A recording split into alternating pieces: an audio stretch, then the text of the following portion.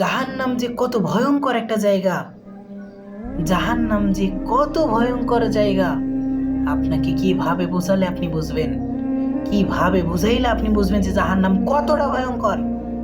আপনাকে কিভাবে বোঝালে আপনি বুঝবেন।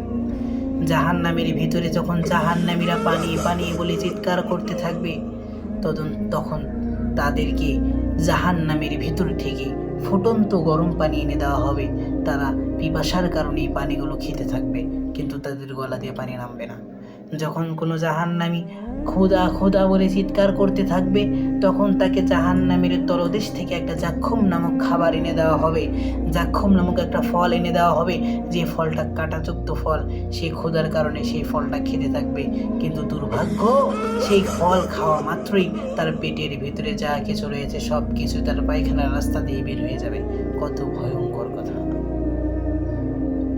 যখন কোনো জাহান্নামীকে কোনো জাহান্নামের কোনো একটা ছোট স্থানে ফেলে দেবে, যখন কোনো জাহান্নামীকে কোনো একটা জাহান্নামের ছোট জায়গায় ফেলে দেবে, তখন সে কেবল মাত্র মৃত্যুকে ডাকতে থাকবে। কিন্তু হায় আফসোস, তখন তাদের মৃত্যু হবে না, তখন তাদের মৃত্যু হবে না। কারণ আল্লাহ রাব্বুল আলামিন আগেই সূরা আলার ভিতরে বলে দিয়েছেন, লা ইয়ামুতুনা ফিহা ওয়ালা ইয়াহইয়া, সেখানে কেউ মরবেও না, আবার কেউ জীবিতও থাকবে না। কাজেই যদি আপনি দুনিয়াতে যদি ভালো কাজ না করে যান, দুনিয়াতে যদি আপনি ভালো চরিত্রের অধিকারী না হন, তাহলে আপনাকে কিয়ামতের মাঠে, আপনাকে সেই বিচার দিনে, আপনাকে সেই লাঞ্ছনাকর শাস্তিকর সেই ভয়াবহ আযাবের জাহান্নামে আপনাকে নিক্ষেপ করা হবে। সহ্য করতে পারবেন আপনি তখন সেই জাহান্নামের আযাব? পারবেন না। জাহান্নাম অনেক ভয়ঙ্কর।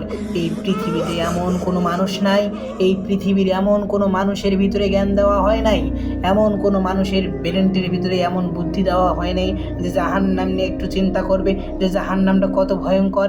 জাহান্নাম নিয়ে একটু চিন্তা ভাবনা করে দেখবে যে জাহান্নামটা কত ভয়ঙ্কর।